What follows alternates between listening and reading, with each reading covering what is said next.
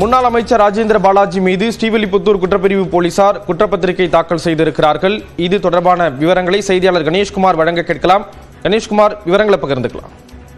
ஸ்ரீராம், கடந்த அதிமுக ஆட்சி காலத்தின் போது காப்பூரை சேர்ந்த ரவீந்திரன் என்பவர் தனது சகோதரியின் மகனுக்கு அரசு வேலை வாங்கி தருவதாக கூறி அப்போதைய வெம்பக்கோட்டை அதிமுக மேற்கு ஒன்றிய செயலாளர், அதாவது முன்னாள் சபாநாயகர் காளிமுத்துவின் சகோதரரான விஜய நல்லதம்பியிடம் பணம் கொடுத்த போது அவர் மோசடியில் ஈடுபட்டதாக அவர் புகார் அளித்திருந்தார். அதன் அடிப்படையில் விஜய நல்லதம்பியிடம் நடத்திய விசாரணையில் முன்னாள் அமைச்சர் கே டி ராஜேந்திர பாலாஜி தன்னிடம் பணத்தை 3 கோடி ரூபாய் வரை பணத்தை பெற்றுக்கொண்டு மோசடியில் ஈடுபட்டதாக அவர் அளித்த வாக்குமூலத்தின் அடிப்படையில் முன்னாள் அமைச்சர் கே டி ராஜேந்திர பாலாஜி மீது பதிவு செய்யப்பட்டு அவர் கடந்த 2022ஆம் ஆண்டு ஜனவரி மாதம் கைது செய்யப்பட்டார். அதாவது பெங்களூருவில் வைத்து கைது செய்யப்பட்டார். இந்த வழக்கு விசாரணையானது ஸ்ரீவில்லிபுத்தூர் மாவட்ட குற்றவியல் நீதிமன்றத்தில் தொடர்ந்து நடைபெற்று வந்த நிலையில் அவர் மீதான அந்த குற்றப்பத்திரிகை என்பது தற்போது ஆன்லைன் மூலமாக மாவட்ட குற்றவியல் காவல்துறையினர் தாக்கல் செய்துள்ளதாக தகவல் வெளியாகி இருக்கிறது.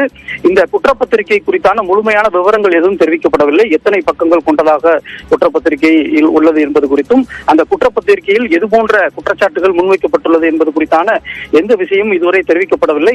குறிப்பாக ஆன்லைன் மூலமாக குற்றப்பத்திரிகை தாக்கல் செய்யப்பட்டுள்ளதால் அந்த விவரம் இதுவரை வெளியிடப்படவில்லை. ஆனாலும் கூட இன்று மாலைக்குள் அது குறித்தான முழுமையான தகவல் தெரிவிக்கப்படும் என்ற ஒரு தகவல் வெளியாகி இருக்கிறது.